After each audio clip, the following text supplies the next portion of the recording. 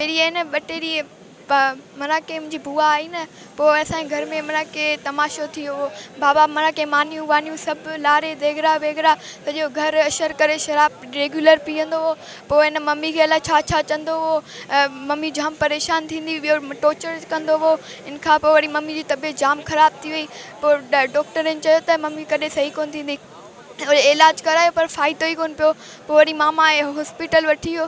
वरी मुंहिंजी मम्मी ज़ख़्मनि जा सूर बर्दाश्त कोन करे पाई, मूंखे छॾे वेई हली। हा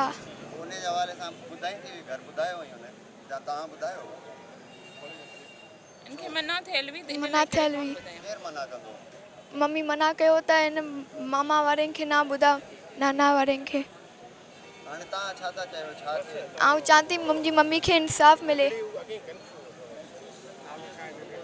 वाहिगुरु, असां इहो चवंदासीं नियाणी खे, पंहिंजे नियाणी खे एतिरो क्लोज़ कयो तव्हां, हो शादी करे वञनि त एटलीस्ट पंहिंजे माइटनि खे खुली करे ॻाल्हाए सघनि, हर हिकु शइ शेयर करे सघनि, ताकी ॿियनि कंहिंसां इहो ज़ुल्म न थिए।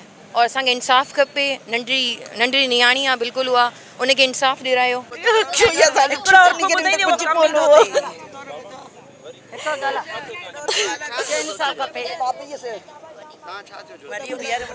ज्योति भाभी है, भाभी है उनजी।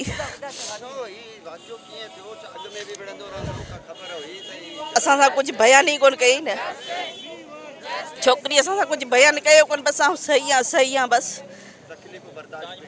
बसि इहो ई ज़ुल्म पे सठई, पर ॿोले ई कोन न कुझु। असांजी नंढड़ी शादी करे वई, असां इहो ई चाहींदासीं असांजे छोकिरियुनि खे इंसाफ़ मिले। अॻे बि असांजी छोकिरी वई आहे, हाणे बि हींअर बि हुन सां ज़ुल्म थियो आहे, असांखे का ख़बर न हुई। हाणे असां छा कंदा, अवां इंसाफ़ ॾियाराईंदा आहियूं तॾहिं असांखे इंसाफ़ मिलंदो। पहिरीं त इहो त हीउ जेको क़त्ल थियो आहे, हीउ तमामु हिकिड़ो वॾो वाक़ियो थियो असांजे ॻोठ में, कोस्तान में। असांजी कम्यूनिटी में कॾहिं बि इन लेवल जो कॾहिं बि अहिड़ो को केस कोन थियो आहे, ऐं हीउ बिल्कुलु तशदुद बि थियल आहे असांजी नियाणी ते, ऐं असांजी नियाणी खे क़त्ल कयो वियो आहे। हाणे केस जेको आहे सो कोर्टनि में हलंदड़ आहे। असीं पंहिंजी आला अदालत खां इंसाफ़ घुरूं था, ऐं इंसाफ़ मिलणु खपे माइटनि खे। असीं माइटनि सां हर इन ॾुख जी घड़ी में बराबरि जा शरीक आहियूं, ऐं गॾु बि आहियूं, ऐं साथ बि ॾींदासीं। बाक़ी हीउ सिधो सो हिकिड़ो क़त्ल थियो आहे, तशदुद थियल आहे। नियाणीअ ते 5 सालनि खां शादी थियल हुई। अगरि अहिड़ो इशू हो त माइटनि खे पहिरीं ॿुधाए छॾींदा। ईअं ई लावारिस करे नियाणीअ खे छॾे वञणु, इहो किथे जो इंसाफ़ आहे? हीउ इंसानियत जो क़त्ल आहे। असीं सभु हिन ॾुख जी घड़ीअ में हिननि माइटनि सां गॾु आहियूं। असांजी इहा ई अपील आहे त इंसाफ़ थियणु खपे, ऐं इंसाफ़ असीं पंहिंजे मालिक ते रखूं था, आला अदालत ते रखूं था, बिल्कुलु असांखे इंसाफ़ मिलंदो। अदा दयाराम ईसराणी, असां वाई साहब कोस्तान जे फॉर्म तर्फ़ां हिते गॾु थिया आहियूं। असांजी नियाणी आहे, उनखे हिकिड़ो उनजे पंहिंजे हस्बैंड तशदुद कयो आहे, उनखां पोइ उनजी हॉस्पिटल में एक्सपायर थी वई। उनजे इंसाफ़ लाइ असीं हिते गॾु कया आहियूं, उनखे श्रद्धांजलि ॾियण लाइ असीं पेश कया आहियूं।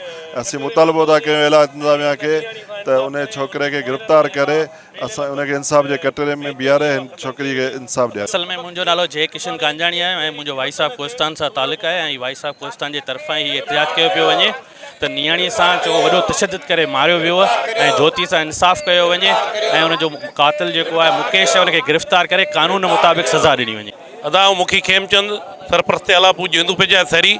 अॼु जो हीउ वाक़ियो जेको तो वाई साहब कोस्तान वोक जे तरफ़ां मुंहिंजे शहर जी नियाणी, मुंहिंजी नियाणी जंहिंसां वॾो ज़ुल्म थियो आहे, उनखे बेदर्दी सां मारियो वियो आहे, जंहिंजे लाइ असीं उनजे कातिलनि खे गिरफ़्तार करण लाइ हीउ पुरअमन एहतिजाज करे रहिया आहियूं।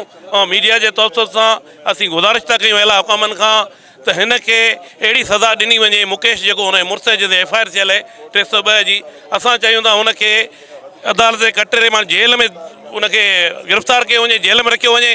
हुनजी रब्त जेका कची बेल कई उहा ज़मानत रद्द थिए, ऐं हुनखे कटरे में आंदो वञे, इंसाफ़ ॾिनो वञे। जीअं असांजे जेको कोस्तान में हिकिड़ी नई रवायत पई, उनखे ख़तमु करण लाइ हुनखे कड़ी सज़ा ॾिनी वञे, जीअं आईंदा कंहिंखे अहिड़ी ज़रूरत न थिए कि मासूम नियाणीअ ते बेजा ज़ुल्म करे हुनखे तशदुद करे मारियो वियो आहे।